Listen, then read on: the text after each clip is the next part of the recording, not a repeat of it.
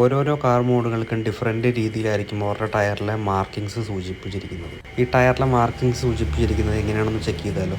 ഈ ടയറിലെ ഡയമെൻഷൻ എന്ന് പറയുന്നത് 185/65 R15 ആണ്. ഫസ്റ്റ് വരുന്നതാണ് 185. 185 എന്ന് പറയുന്നത് ഇതിൻ്റെ വിഡ്ത്തിനെ സൂചിപ്പിക്കുന്നതാണ്. 185 മില്ലിമീറ്റർ. രണ്ടാമത് കാണിച്ചിരിക്കുന്ന ഈ 65 എന്ന് പറയുന്നത് അതായത് ടയർ വിഡ്ത്തിൻ്റെ, അതായത് 185 മില്ലിമീറ്ററിൻ്റെ 65% ടയറിൻ്റെ പ്രൊഫൈൽ വരുന്നത്. 6 എന്ന് പറയുന്നത് ഒട്ടുമിക്കവർക്കും അറിയാം ടയറിൻ്റെ റേഡിയസ് ആണ്. നമ്മുടെ അലോയ് വരുന്ന സൈസ് എത്രയാണോ അത് തന്നെയായിരിക്കും ടയറിൻ്റെ റേഡിയസ്, 15 ഇഞ്ച്. അതാണ് R15 കൊണ്ട് സൂചിപ്പിക്കുന്നത്. 15 ഇഞ്ച് അലോയിൽ എനിക്ക് വണ്ടിയുടെ ടയർ വിഡ്ത്ത് അതായത് 185 എന്നുള്ളത് 195 അപ്ഗ്രേഡ് ചെയ്യാം. ഇത് 195 അപ്ഗ്രേഡ് ചെയ്യുമ്പോഴത്തേക്ക് ടയറിൻ്റെ പ്രൊഫൈലും കുറയും. അതായത് 195 ഏകദേശം ഒരു 55% പിന്നെ ടയറിൻ്റെ പ്രൊഫൈൽ വരുന്നത്. ഈ ടയറിൻ്റെ ഫുൾ റേഡിയസ് കമ്പനി എത്രയാണോ പ്രിഫർ ചെയ്യുന്നത്, അത് ബേസ് മോഡലായാലും ഫുൾ ഓപ്ഷനിലായാലും ചെറിയ വേരിയേഷൻസേ വരത്തുള്ളൂ. മാക്സിമം ആ ഒരു ലെവലിൽ തന്നെ നിർത്താനായിട്ട് ശ്രമിക്കുക.